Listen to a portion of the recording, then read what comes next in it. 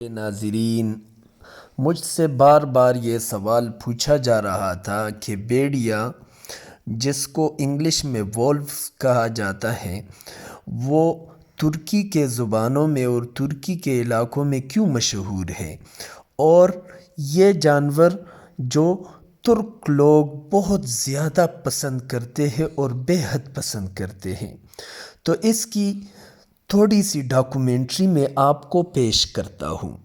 لاقانون جنگلوں میں حیران کن حد تک منظم زندگی بسر کرنے والا گوشت خور جانور بھیڑیا ہی ہے۔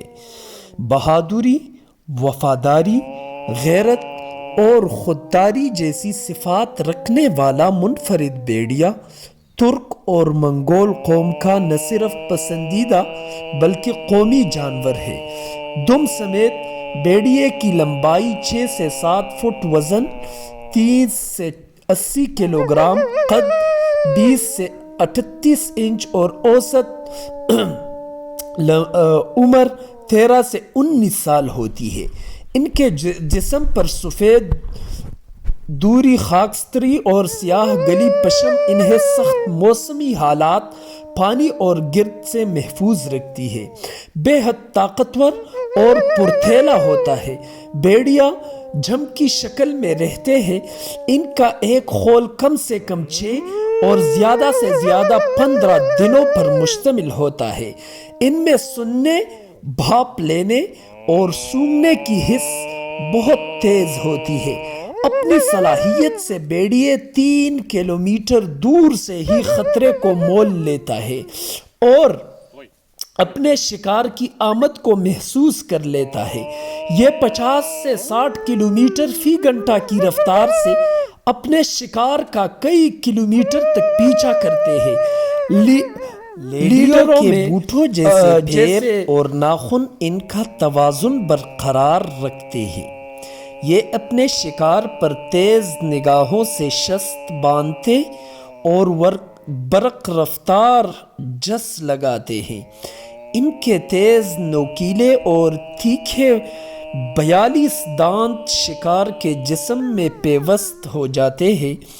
دوران شکار غرانہ اور دانتوں کو کٹانا بھیڑیوں کی طاقت میں اضافے کا باعث ہوتا ہے۔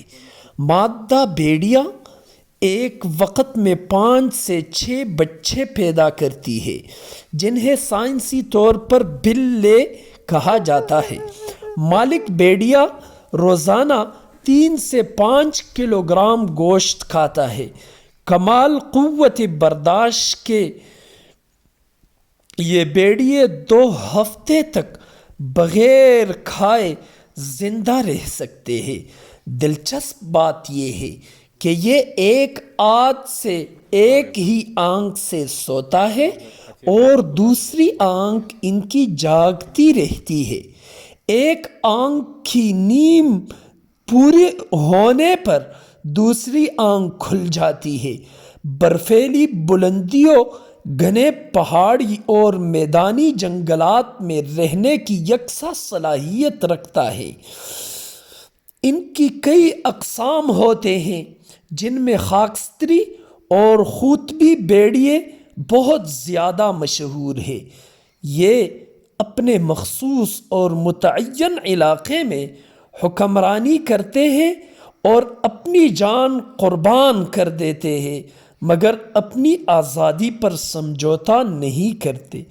ان کا قول کاروان کی صورت میں، ان کا قول اور ان کے احکام کاروان کی صورت میں بہترین دفاعی حکمت عملی سے چلتے ہیں۔ یہ بھیڑیے کی مخصوص